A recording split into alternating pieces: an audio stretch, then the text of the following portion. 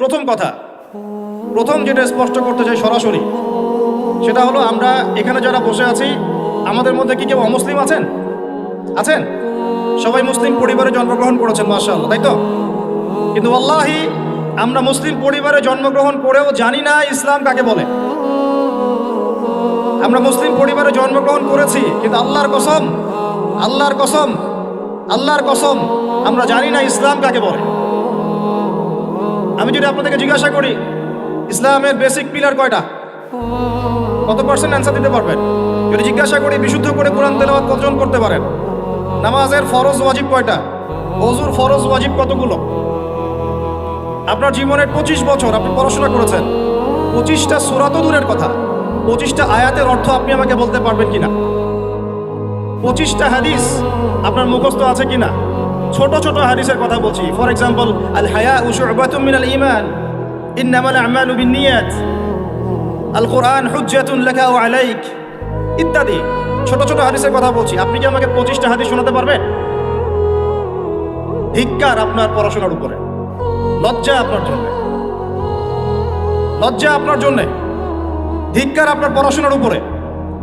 থুতু নিক্ষেপ করতে হবে আপনার সার্টিফিকেটের উপরে। আমার কথায় মন খারাপ করবেন না। আপনার বিবেককে জাগ্রত করার জন্যই এভাবেই রাতের পর রাত জেগে জেগে আমরা মানুষের দুয়ারে দুয়ারে ঘুরে বেড়াই, অনলি আপনাদের বিবেককে জাগ্রত করার জন্যই। ওয়াল্লাহি এছাড়া অন্য কোনো স্বার্থ আমাদের নাই। ধিক্কার আপনার সার্টিফিকেটের উপরে, যে সার্টিফিকেট আপনাকে 25 বছরে 25টা হাদিস শেখাতে ব্যর্থ। 25 জন নবীর নাম আপনি জানেন না, নবী সাল্লাল্লাহু আলাইহি ওয়াসাল্লামের 10 জন 11 জন স্ত্রীর নামও জানেন না, জান্নাতের সুসংবাদ প্রাপ্ত 10 জন সাহাবীর নাম ঝরঝরা করে বলতে পারেন না। নুরানির বাচ্চারা যে কয়েকটা হাদিস জানে সেই হাদিস আমরা জানি না। আমরা ইস্তেঞ্জার আদব জানি না, কথা বলার আদব জানি না, চলাফেরা ওঠা বসার আদব জানি না, মসজিদের আদব জানি না, মাহফিলের আদব জানি না। মসজিদের আদব যে জানি না এটা তো মসজিদে গেলেই বোঝা যায়। নামাজের ফরজ, নামাজের ওয়াজিব, নামাজের সুন্নাহ, মুস্তাহাব, এগুলো আমরা জানি না। অনেকে ওযু ঠিক মতো করতে পারি না। 25টা বছর আপনি শিক্ষা অর্জন করেছেন। আদতে 25 বছরে আপনি কোনো বিজ্ঞানীও হন নাই, কোনো দার্শনিকও হন নাই।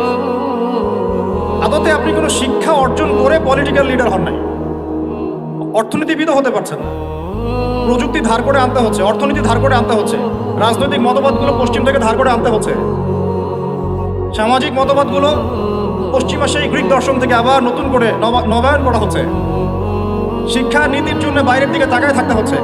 আদতে না আপনি এখানে বিজ্ঞানী হচ্ছেন, না আপনি এখানে অর্থনীতিবিদ হচ্ছেন, না কোনো দার্শনিক হচ্ছেন। এই জেনারেশনের কথা বলছি, যারা এখন দেশ জাতি এবং বৈশ্বিক প্রেক্ষাপট ডিল করছেন, তারা আমাদের বাবারা অথবা তার বাবারা।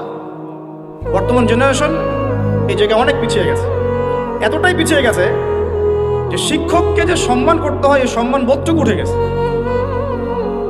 বাবাকে সালাম দিতে হয় এই সম্মান মর্যাদা বোধটুকু উঠে গেছে। মায়ের সাথে ভালো ব্যবহার করতে হয় এটা সে তো কবেই উঠে গেল। আর সমাজে ওই জায়গা দখল করলো বৃদ্ধাশ্রম। দিন দিন জেনা বাড়তে থাকলো, ব্যভিচার বাড়তে থাকলো, হারাম খাওয়া বাড়তে থাকলো, সুদ বাড়তে থাকলো। ডিগ্রি অর্জন করে এসে ঘুষ খাচ্ছেন, পিএইচডি করে এসে দুর্নীতি করছেন, একজন ডক্টর হয়ে কসাই হয়ে গেলেন, ইঞ্জিনিয়ার হয়ে চোর হয়ে গেলেন।